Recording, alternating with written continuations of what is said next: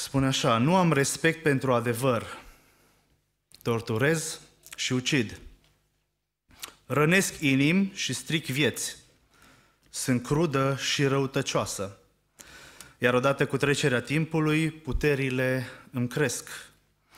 Cu cât se vorbește mai mult despre mine, primesc credibilitate, înfloresc la orice nivel din societate. Victimele nu-mi pot da de urmă, nu sunt prietenă cu nimeni. Îmi place să pătez reputația celor mai apropiați, răstorn guverne și ruinez căsătorii.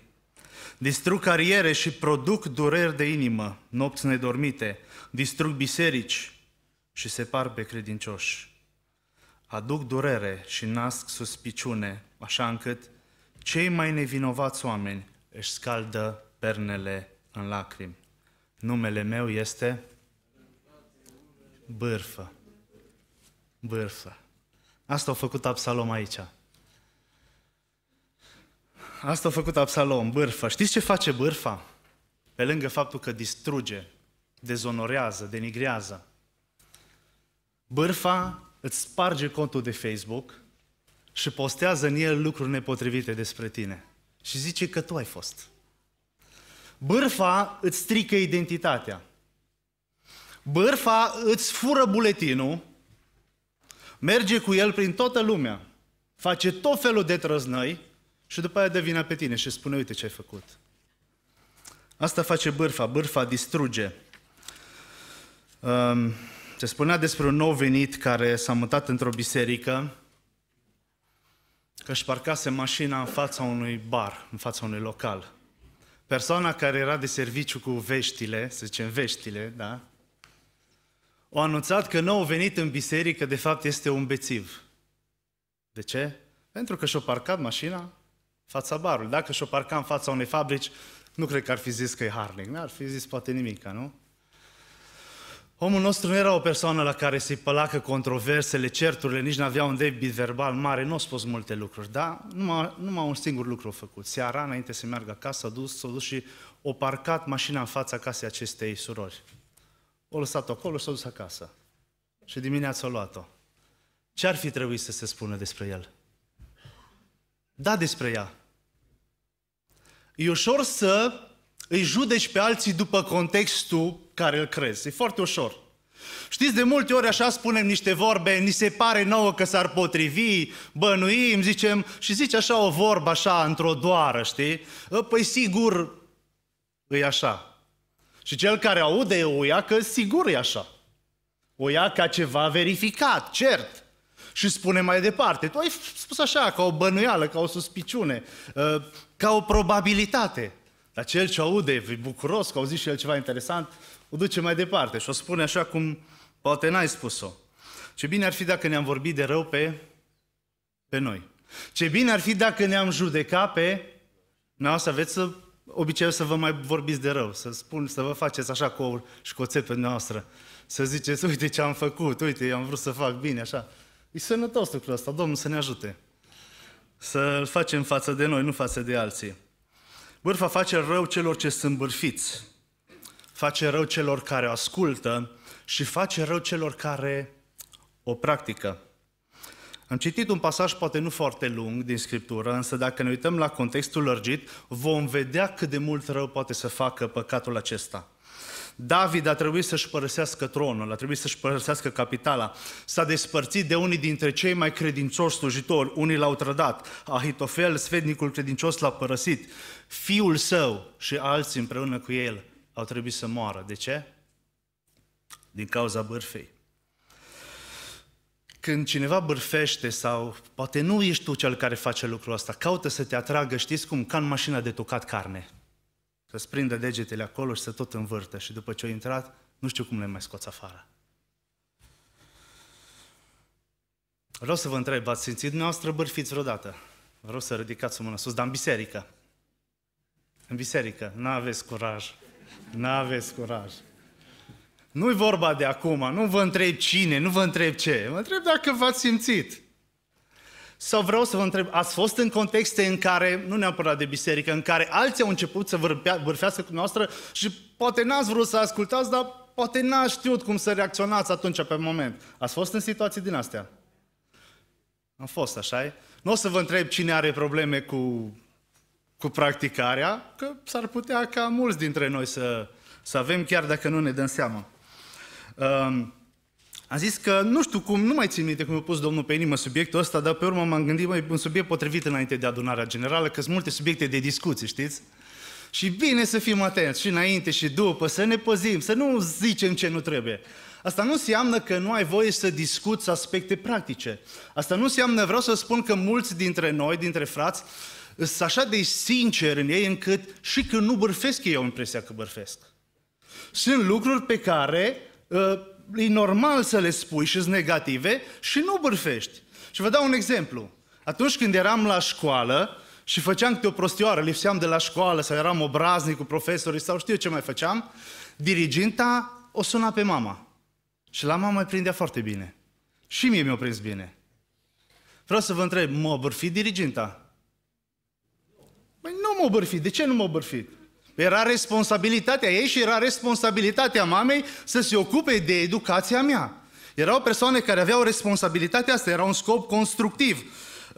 Dacă te sună un slujitor dintr-o altă localitate și se spune, uite, avem o fată aici, discută cu un băiat de acolo din Bistrița. Ce zici, ce poți să-mi spui de el? Tu știi că fură bani din casă și își cumpără droguri sau știu eu ce mai face. Și ce o să-i spui? Păi să nu-l vorbești de rău, să-i spui, să luptă și el săracul. Păi nu o să strici o casă, nu? O să-i spui adevărul, o să-i spui, nu știu cât o să-i spui, ce o să poți să-i spui, dar tu vrei să repari, nu să strici. Scopul care este? Aici e foarte important. Care e scopul? Vrei să repari ceva sau vrei să strici ceva? Aici cred că cel mai mult se delimitează când e vorba de bârfă și de nu. Sau nu. Sunt situații în Biblie în care Pavel zice despre Petru, uite, Petru a fost prins în lațul fățărniciei. Dar de ce Pavel trebuie să amintești tu acum în mod public? Păi zice, prima dată l-am confruntat pe el, în al doilea rând lucrul ăsta i-a cunoscut și în al treilea rând vă este de folos ca să înțelegeți o învățătură. Și Pavel vorbește ceva negativ despre Petru, dar asta nu înseamnă că a fost o bârfă. Pavel vorbește despre Alexandru Căldăraru și spune, ai grijă că mie mi-a făcut mult rău, ferește-te și tu de el. Care-i scopul? Să protejeze, să ajute. Păi dacă e vorba de învățături și învățători mincinoși, nu o să spui nimica că nu vrei să faci tulburare? Nu, o să spui. O să spui. David, ai zice că îl bârfește pe Saul, la fiul său Ionatan și spune, auzi, tatăl tău vrea să mă moare. Ionatan zice, nu e adevărat, mie tata tot îmi spune ce face. Zice, ba da, uite-te, cercetează să vezi. Și așa au fost la bârfit David pe Saul? Nu. Ei pur și simplu făceau niște lucruri care erau normale și Ionatan era în măsură să ia o decizie. Sunt mai multe filtre prin care poți să verifici dacă un cuvânt negativ spus despre cineva este bârfă sau nu. Unul dintre ele este un filtru care este numit filtrul lui Socrate. Nu știu dacă chiar de la el a pornit sau de la altcineva, dar sună în felul următor și ne ajută. În primul rând, când cineva vrea să spună un lucru despre altă persoană, poți să-l întrebi. Îți zici, hai să spun ceva despre cutare. Știți că în Biblie sunt numiți șoptitori. Adică, hai să spun ceva. Dar zi tare. Zi tare, ai ceva de ascuns? Păi da. Și întreabă așa, prima dată, e adevărat? Știi sigur că ceea ce vrei să-mi spui e adevărat? Păi nu. Dar auzi, e un lucru bun cel care vrei să mi-l spui despre persoana respectivă. Păi tocmai că nu. Deci tu vrei să-mi spui un lucru rău care nici nu știi sigur că e adevărat despre o persoană, nu? Păi da. Și în al treilea rând vreau să întreb, mi folositor? Păi nu. Păi atunci de ce vrei să mi-l spui? Care-i scopul? Poate au fost situații când persoanele au început să vorbească cu tine și n-ai știu bârfește sau nu bârfește, nici n-ai apucat să spui nimic, că ți-o trântit-o direct. Întreabă-l numai atât, auzi, care-i scopul pentru care îmi spui asta? Care e scopul pe care... De ce îmi spui lucrul ăsta?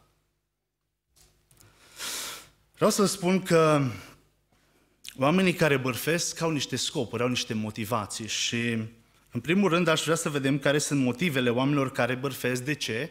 Pentru că sunt anumite contexte favorabile bârfei și dacă te afli în acele contexte, poți să fii în pericolul de a bârfi. Fie că îți dai seama, fie că nu-ți dai seama. Și primul context în care ne aflăm și este favorabil bârfei este inactivitatea. Inactivitatea. Că nu faci nimic interesant. Când viața este plictisitoare, monotonă. Știți că Absalom era arestat la domiciliu? Îl omorâse pe fratele său Amnon. Și până la urmă, cu intervenția lui Ioab, a fost adus înapoi la Ierusalim și a împăratul acolo să stea acasă la el să nu-mi vadă fața. Arest la domiciliu. Da, slujitorii lui puteau să meargă în stânga-dreapta, el să stea acolo, îi sub disciplină. Să stea acolo să nu-mi vadă fața. Și când ai timp și viața ta nu e interesantă și viața altora este mult mai interesantă, începi să vorbești despre viața celor care este interesantă. Mai târziu s-a întâlnit cu David, dar se pare că era tot limitat. Atunci când a trebuit să meargă la Hebron, a trebuit să-și ceară voie din partea lui David. Pot să mă duc la Hebron? Și David a zis, du-te în pace.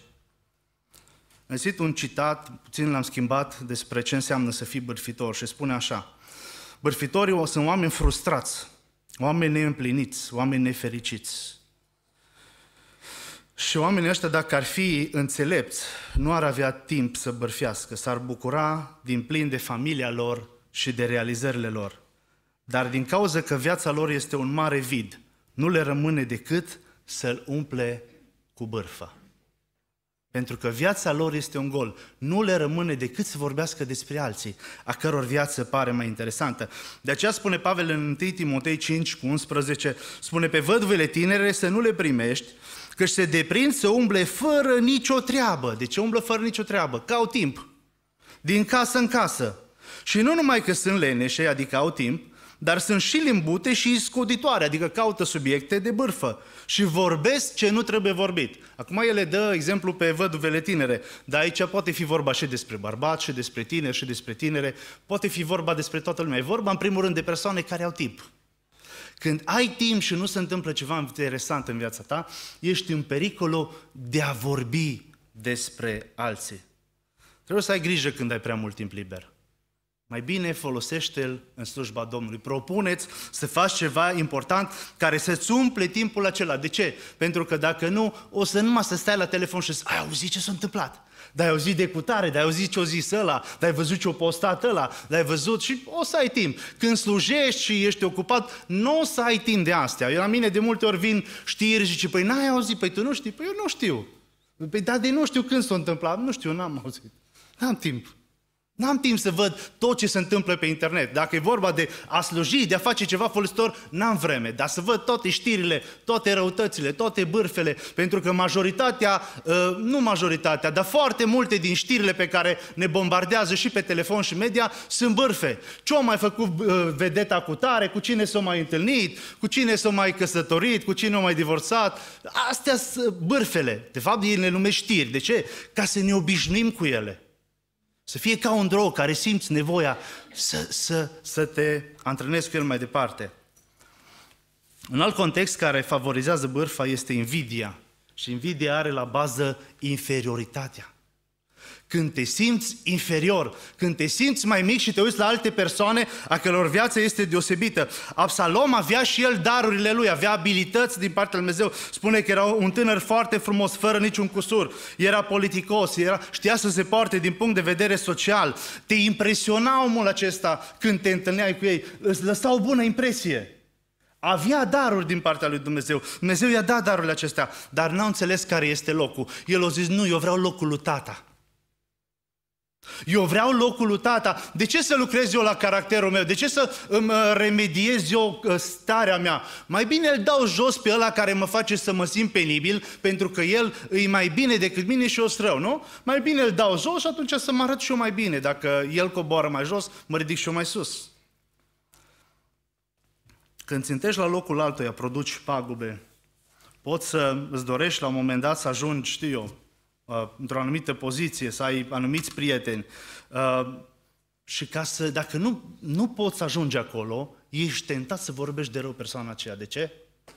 Ca să nu mai fie postul acela ocupat. Niciodată nu o să te bârfească sau nu o să te invidieze persoane care sunt superioare ție. Ci în general vor bârfi persoanele care sunt inferioare din anumite puncte de vedere, poate nu din toate punctele de vedere, poate social, poate material, e deasupra, dar spiritual e jos. Persoanele care sunt inferioare sunt persoanele care bârfesc. Nu persoane, da, au daruri din partea lui Dumnezeu, da, Dumnezeu le-a binecuvântat. Însă în loc să-și caute locul lor, în loc să-și vadă locul sau chemarea în care Dumnezeu i-a chemat, ei se luptă pentru ceea ce Dumnezeu n-a pregătit pentru ei.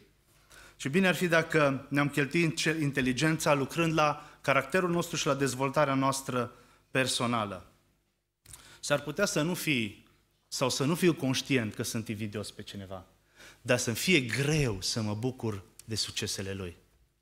Cum ești când cineva care ți se pare că ți-e inferior, ți se pare că nu e așa de bun, nu e așa de inteligent, nu e așa de frumos, cum ți se pare când îl vezi că e mai departe ca tine, că e în locul în care tu poate vrea să fii, că e pe postul la serviciu pe care știi că ți s-ar potrivi ție? Cum te simți? Cum ești când vezi persoana aceea?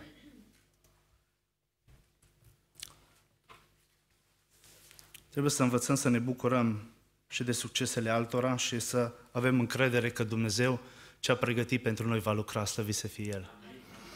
Un alt motiv pentru bârfă este îngânfarea, infatuarea. Oamenii se văd mai sus decât sunt. Se spune despre Absalom că nu avea niciun cursur. Darurile și abilitățile pe care Dumnezeu ți le dă pot să te orbească. Poate armura aceea strălucitoare să fie așa de strălucitoare încât să nu vezi bârfa când vine. Știți cum e bârfa? Bârfa e un soldat mic și pricăjit așa de 1,5 de metru. Și când vine aproape de tine, nu-l vezi. E nebăgat în seamă. Zici, păi ce rău poate să-mi facă ăsta? Când te uiți tu la darurile tale, la abilitățile tale, la inteligența ta, toate astea strălucesc, clipesc, te orbesc și nu vezi când vine bârfa. Și soldatul ăla mic de 1,5 de metru te ia de picior și dă cu tine de pământ. Că nu l-ai văzut. De asta, peste darurile și abilitățile pe care Dumnezeu ți le-a dat, trebuie să pui o mantie a umilinței, ca să poți să vezi clar. Ca Dumnezeu să-ți deschidă inima și să înțelegi. Omul îngânfat se uită la el prin microscop și se uită la cei din jur prin telescop. Vreau să spun că dacă pui un purice, sub microscop, și te uiți la el și dai aproape, nu o să vezi un purice, o să vezi o bucățică, un picioruș, o să vezi ceva.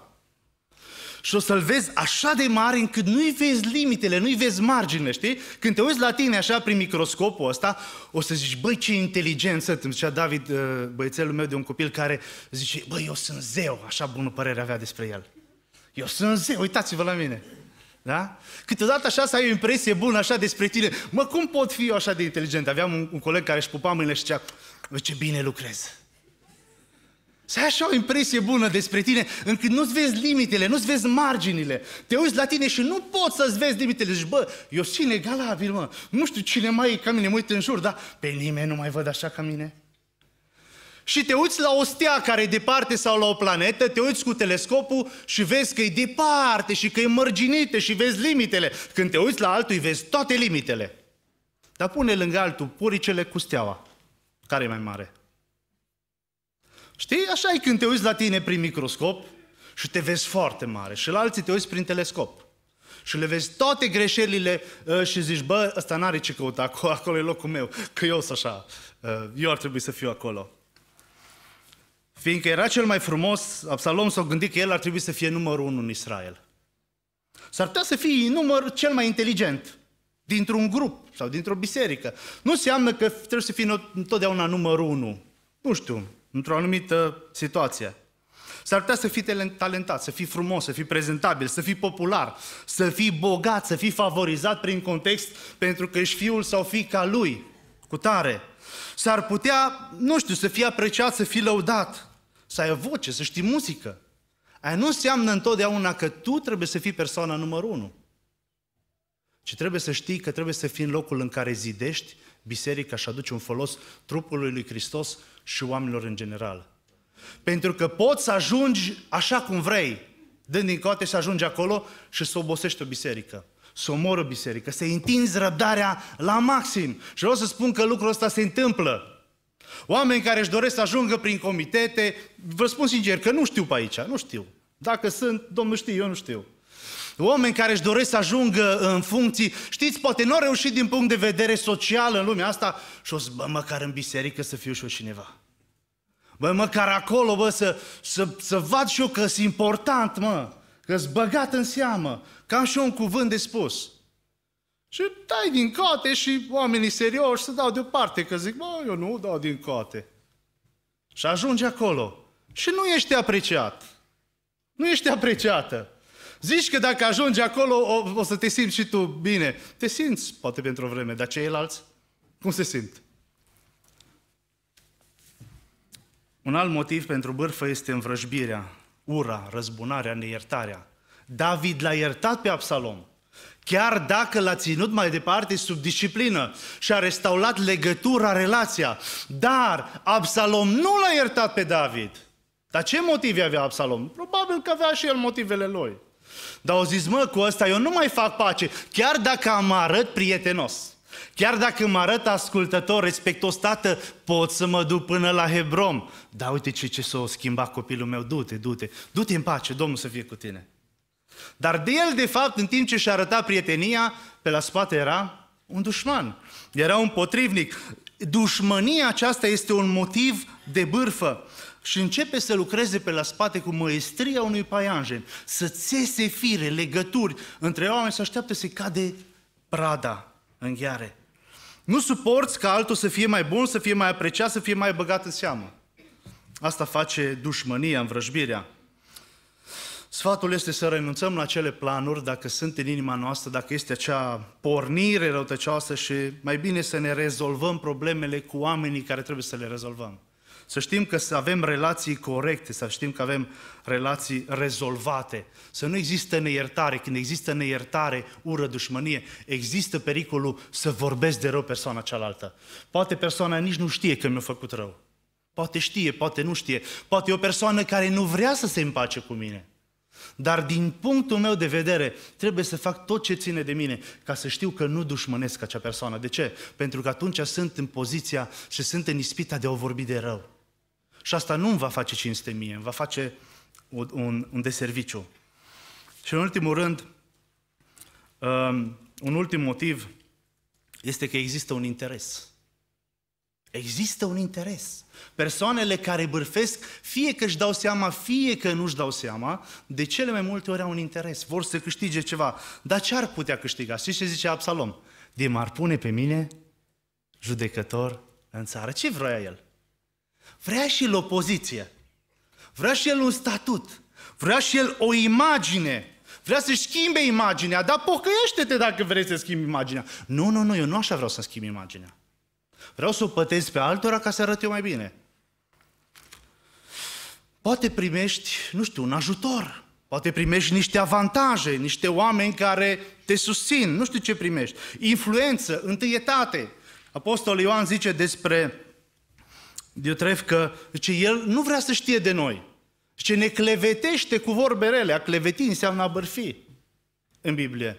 Zice, nu vrea să știe de noi. De ce? Că vrea să aibă întâietatea. Vrea să aibă un câștig. Degeaba dorești o poziție dacă nu vei fi apreciat acolo. Sunt persoane care poate vor un loc, nu știu în ce.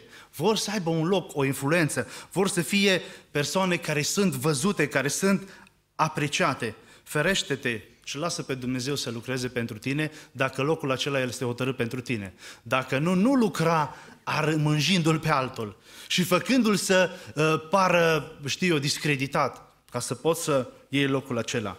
Este mai bine să-ți înțelegi chemarea și să-ți înțelegi locul și între timp să lucrezi la caracterul tău. Pentru că degeaba ai niște daruri dacă nu există caracter. Dumnezeu folosește oameni cu caracter. În al doilea rând, aș vrea să ne uităm la manifestările bârfitorilor. Cum se manifestă ca să-i recunoști? Adică când cineva vine la mine și vrea să bârfească. Eu, zicem că nu sunt o persoană care bârfesc. Primul rând am vorbit despre contextul care favorizează bârfa, adică când ești în pericol să bârfești. În al doilea rând aș vrea să vedem când ești în pericol să fii atras în bârfă, să fii complice la bârfă, să fii atras într-o capcană. Ca să știi să recunoști. Bârfitorii aceștia, în general, sunt oameni care își dau importanță. Se cred foarte importanți. Ați văzut asemenea oameni? Ați văzut asemenea oameni? Uitați-vă la Absalom. După aceea, Absalom o zis, bă, o să fac o schimbare. Ce o să zică lumea despre mine? Ce impresie o să las eu când ies pe centru, când ies în piață? Au zis așa: și a pregătit care și cai și 50 de oameni care alergau înaintea lui. O mică armată acolo, avangardă. Oameni care să-i deschidă drumul, o cohortă. Oameni și-a pregătit ca să impresioneze prin aparența lui. Sunt oameni care își dau importanță și vor să-ți dea un șoc psihologic. Și tu dintr-o dată să fii la un nivel inferior și să-l vezi pe el pe un nivel mai sus. Oamenii aceștia vor să domine în felul acesta. Ce faci când te duci și dai de un asemenea om? Dacă nu-i joci jocul, o să-ți sugereze că o să pierzi niște avantaje. Mai bine pierde avantajele alea. Dar vreau să spun că de cele mai multe ori nu o să le pierzi. Tu nu te duci să-ți facă nimeni un favor undeva, ceea ce nu e nedrept, te duci să-ți facă ceea ce e cu dreptul, ceea ce e normal. Și sunt persoane, poate te duci la un ghișeu, poate te duci la o firmă, poate te duci la o instituție și sunt persoane care atâta importanță își dau și au anumite scopuri. Vor să câștige ceva. Și dacă joci jocul lor, or să se pare că o să ai și tu niște avantaje. Dar o să spun că el o să aibă mult mai mari avantaje. Ți se pare că ai avantaje. Mi-amintesc de un băiat care s-a pocăit și ce și înainte era biserică, dar zicea așa: ci când cineva îmi cerea ajutorul, făceam să pară atât de greu ajutorul ăla pe care îl dau și când îmi cere așa mare favoare, și zice, eu îl făceam, până la urmă îl ajutam, ieșeam în câștig și omul se și simțea dator față de mine. Înțelegeți? Nu o să zici, eu n-am auzit așa ceva. Și noi suntem oameni serioși, oameni pocăiți, oameni sinceri, oameni simpli. Noi nu umblăm cu treburi de asta. Nu, dar umblă alții. Să știi când întâlnești ce se întâmplă. Bârfitorii sunt oameni care își dau importanță. Apoi, oamenii ăștia sunt oameni iscoditori, așa cum am citit mai devreme din cuvântul lui Pavel. Și vedem în versetul 2, spune că el stătea la marginea drumului și când cineva avea vreo înțelegere, mergea la el și îl întreba: auzi, din ce cetate ești? Păi ești din cetatea cutare. Și cum te cheamă? Uite, așa mă cheamă. Uite, eu sunt Absalom, sunt fiul împăratului. Și ce problemă ai? Ai, dacă aș putea să te ajut eu. Și ce dau, degeaba te duci la împărat. Și că nu te ajută. Sunt oameni iscoditori, oameni care par sinceri, oameni care par că vor să te ajute, oameni care ți par că-s de partea ta și dintr-o dată te zici: bă, dar de când e așa important de îi pasă la om necunoscut ăsta de mine? Sau la omul ăsta? De când? Că până acum parcă ați văzut așa oameni care atunci când au un interes, în ziua respectivă știu să vorbească frumos cu tine. În celelalte zile nu dau 2 bani pe tine, nu te văd și nu te salută. Când vor ceva de la tine, ești cel mai bun prieten al lor. Ați văzut așa? Și vin și te întreabă: și ce faci, ce-ți face familia, ce-ți fac copiii? Ai grijă! Îl caută un cârlig de care să se agațe. Nu deschide inima oricui, pentru că oamenii aceștia au un scop ascuns, au o agendă ascunsă, nu sunt interesați, sinceri. Oamenii aceștia sunt, în al treilea rând, oameni intriganți, oameni care bagă intrigi. Adică bagă zâzanie între oameni, mai simplu, pe graiul nostru românesc. Vor să despartă oamenii ca să-i atragă față de ei. Oamenii aceștia, acum poate vi se pare că ăștia nu sunt prin biserici. Ce ziceți? Îți sau nu sunt? Acum nu știu dacă îmi răspunde. Vi se pare, poate acum frate, acum vorbești tu așa, zici tu de la tine. Vreau să vă zic că s-a întâmplat problema despre care am citit în Israel. În poporul Domnului. S-a întâmplat la numărul 1 în Israel, în casa lui David. Și nu niște străini au bârfit despre casa lui, ci fiul lui. Vreau să vă întreb, credeți că diavolul stă nepăsător? Poate tu stai și te gândești: mă, eu nu văd lucrurile astea, eu sunt persoană sinceră, sau poate vezi numai la locul de muncă, nu le vezi în biserică. E bine și acolo să le vezi. Dar vreau să spun că nu trebuie să fie toată biserica așa, e nevoie să fie 1-2. Oameni infiltrați care caută planurile și agendele lor Dumnezeu să ne lumineze. Oamenii aceștia sunt oameni care născocesc, așa i-au zis lui Neemia: auzi, tu vrei să fii rege. Eu zic: Neemia, nu, eu vreau să zidez zidurile. Zice: hai să ne sfătuim că tu vrei să te răzvătești. Și au zis: nu, eu vreau să zidez niște ziduri. Și au zis: hai să stăm de vorbă. Și au zis: n-am timp. S-a ocupat: n-am timp să stau de vorbă, că eu am de lucru. Sunt oameni nescăcitori, oameni înșelători, oameni manipulatori. Știți care sunt uneltele lor? Fitile. Ia prin fitile. Apoi sunt pastilele. Aruncă câte o pastilă, așa îți dă numai câte o pastilă ca să o iei, să o duci mai departe. Gogoșile, adică minciunile, trag sforile. Astea sunt uneltele lor. Nu crede ușor când auzi pe cineva vorbind de rău pe altcineva. Nu crede ușor când auzi pe cineva vorbind de rău pe altcineva. Spune cuvântul Lui Dumnezeu, spune Pavel, că împotriva unui prezbiter să primești învinuire doar din gura a 2 sau 3 martori. E ușor să spună cineva așa o vorbă într-o doară. Și o iei și o duci mai departe. Că crezi că persoana respectivă știe. S-ar putea să nu știe.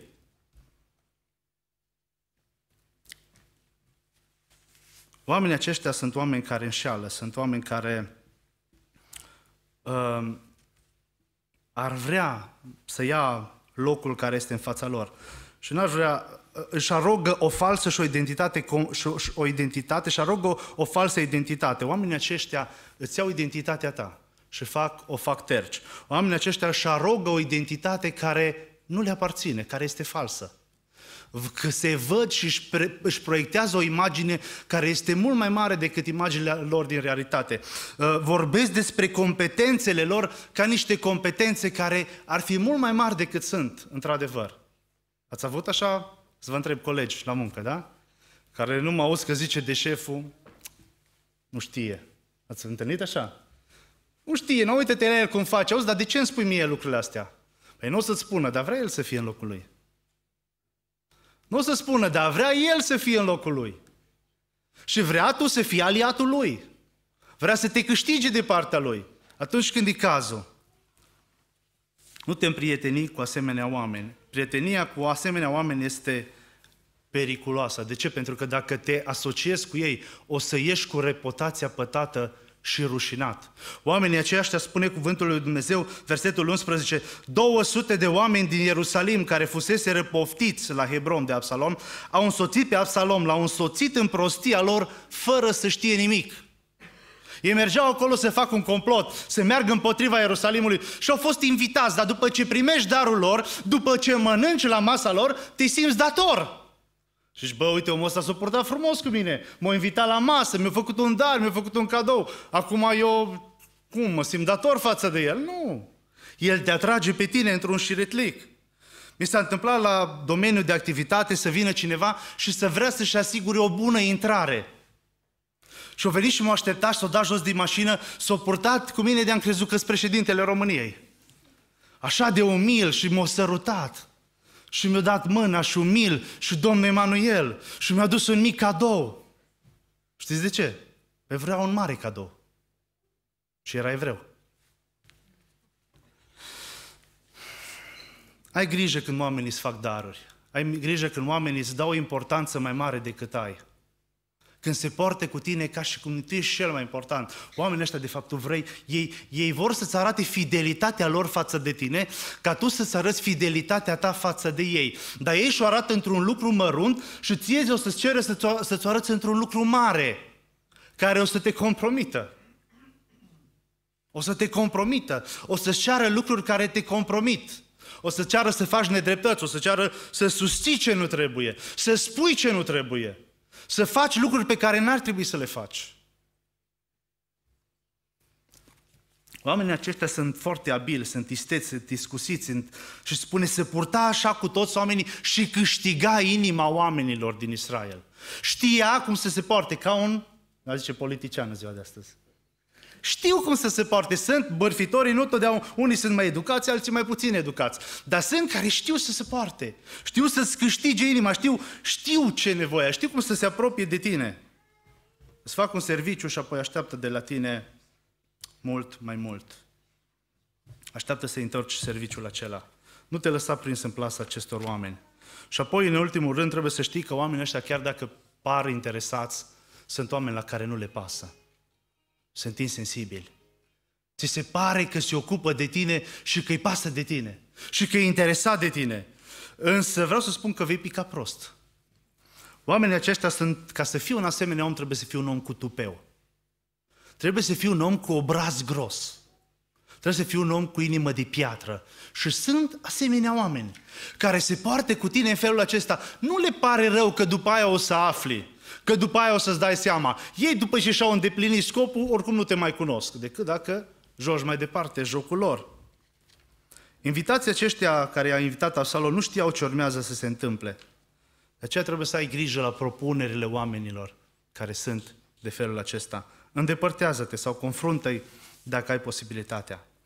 Am vorbit în primul rând despre cum să recunoști contextul care este favorabil bârfei și să recunoști dacă cumva ești în pericol să bârfești. Și Dumnezeu să ne păzească. Am vorbit apoi în al doilea rând despre cum să recunoști bârfitorii sau persoanele care bârfesc atunci când caută să te atragă într-o capcană și să te murdărească și pe tine și să te folosească în jocul lor murdar și să nu faci parte din jocul lor. Să-i întrebi, adu-ți aminte de testul acesta, este adevărat ceea ce îmi spui, știi sigur? Este un lucru bun cel pe care vrei să mi-l spui? Îmi este de folos? De ce vrei să-mi spui lucrul acesta?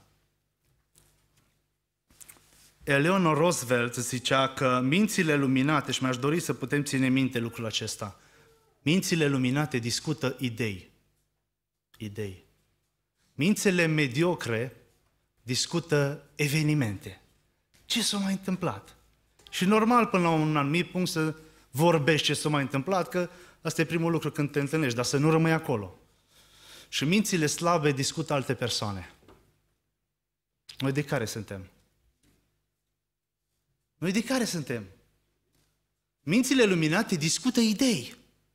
Ajung acolo, prima dată despre persoane, ce-ți face familia, ce-ți face cutare, după aia despre evenimente, da? Dar trebuie să ajungi acolo la idei. Dacă rămâi la persoane sau numai la evenimente, nu-i destul de bine. Ce fel de oameni suntem și ce fel de oameni vrem să fim? Sunt niște contexte periculoase care le întâlnim în viață și ne dorim ca Dumnezeu să ne dea înțelepciune, să știm cum să ne purtăm în acele contexte. Bârfa distruge. Bârfa distruge reputația, bârfa distruge imaginea celui despre care vorbește, distruge reputația și imaginea celui cu care vorbește și distruge imaginea celui care vorbește. Pentru că mai degrabă sau mai târziu lucrurile ies la iveală. Și sfârșitul lui Absalom îl știm, că cu părul lui frumos a rămas agățat într-un stejar. Și acolo a fost prins și a fost omorât. De ce? Pentru modul în care s-a purtat cu cei din jurul lui. Vine vremea când vine rândul acestor oameni să fie judecați de Dumnezeu și spune Dumnezeu că există o judecată și judecata este grozavă. N-aș vrea nici să fie pătată reputația cuiva. Poate îți va îngădui Dumnezeu, ca lui David, să se întâmple lucrul acesta, dar Dumnezeu este Cel ce te va scoate. Nu intra în jocurile murdare ale altora. Să nu vorbim și să nu vorbim ceea ce nu trebuie, ci ceea ce vorbim, să vorbim cu scopuri bune, de a zidi, de a repara, de a ajuta, de a construi și niciodată cu scopul de a denigra, de a strica, de a arunca murdărie, de a arunca rușine asupra altcuiva. Doresc ca Dumnezeu să ne folosească și să-și binecuvinteze biserica. Amin.